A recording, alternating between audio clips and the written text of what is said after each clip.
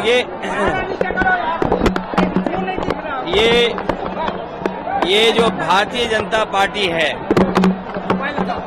ये बुंदेलखंड में आते आते इनका अहंकार खंड खंड हो जाएगा। और ये जो भारतीय जनता पार्टी गिरती हुई पार्टी, जो जिनका ग्राफ गिरते हुए चला जा रहा है, गर्त में गिरेगा जाके, अब नीचे जा रही है। कितनी नीचे पहुंचेगी इसका कोई हिसाब किताब नहीं है।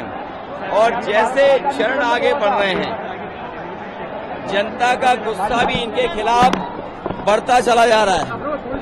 और ये देख लेना आप, जब 7वें चरण में चुनाव आएगा, जनता का गुस्सा इनके खिलाफ 7वें आसमान पर होगा। इन्होंने किसान को धोखा दिया, नौजवानों को नौकरी रोजगार छीन लिए, महंगाई बढ़ा दी, पेपर लीक करा दिए, झूठे इन्वेस्टमेंट मीटिंग दिखाई, डिफेंस एक्सपो झूठा ही दिखाया और केवल सपने दिखाए और इनका हर जुमला झूठा निकला।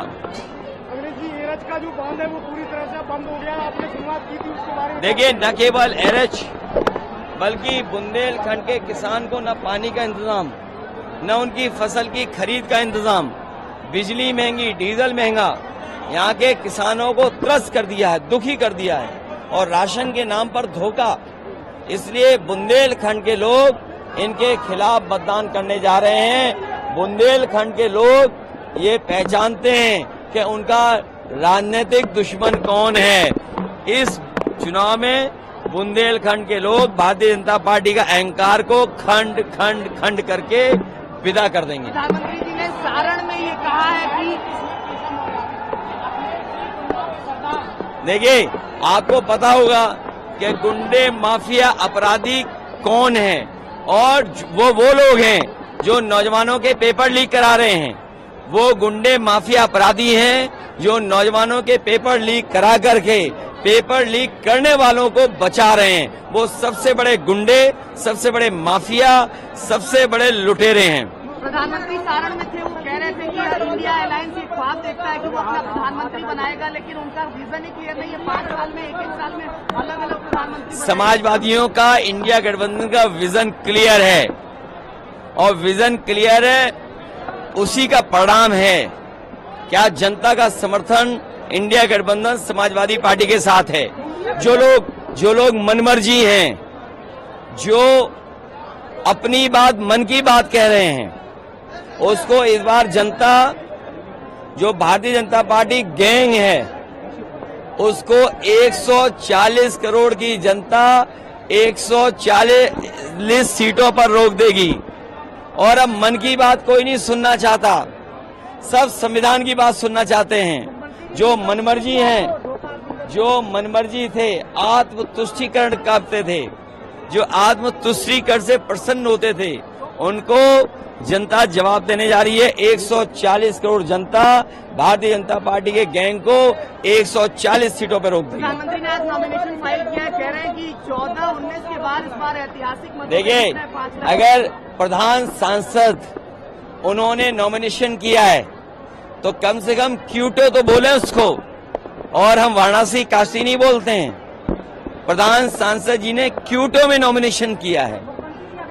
जो लोग क्यूटो के विजन को धोखा दे करके, मिल गया है रोजगार देंगे, जाइए,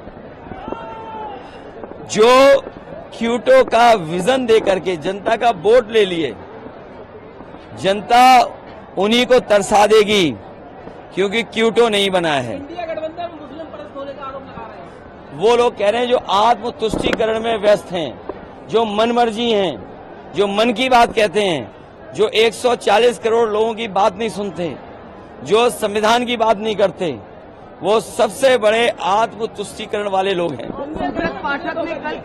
बुंदेलखंड में जिसने धोखा दिया, चिकनी चुपड़ी बातें करने वालों ने धोखा दिया, संविधान को खत्म करने वालों ने धोखा दिया, जिन्होंने मंदिर धुलवाया, उसको बुंदेलखंड की जनता धो देगी इस बार। सुब्रत पाठक ने कल हुए वोटिंग पर कहा है कि समाजवादी पार्टी के कार्यकर्ताओं ने कई जगह बूथ कैप्चरिंग की, कई जगह गुंडागर्दी। अरे, पुलिस तुम्हारी, सरकार तुम्हारी। इसीलिए मैंने कहा भारतीय जनता पार्टी जो लूटने की संस्कृति रखते हैं, जो खोट, लूट और नोट से लोकतंत्र को बदलना चाहते हैं, जनता जागरूक है, अपने वोट से इनको बदल देगी। चौथी फेज की वोटिंग के बाद इंडिया अलायंस को किस स्थिति में देखते हैं? चौथे फेज के बाद एकदम बढ़ता चला जा रहा है इंडिया गठबंधन, और भारतीय जनता पार्टी नीचे जाती जा रही है, गर्त में जाती जा रही है। गठबंधन की सरकार बनती तो बुंदेलखंड में क्या होगा? बुंदेलखंड के किसान खुशहाल होंगे, नौजवानों को नौकरी रोजगार मिलेगा, पानी का इंतजाम होगा, बिजली सस्ती होगी और स्वास्थ्य की सेवाएं होंगी और सड़कों पर, खेतों पे सुरक्षित आपको रखा जाएगा।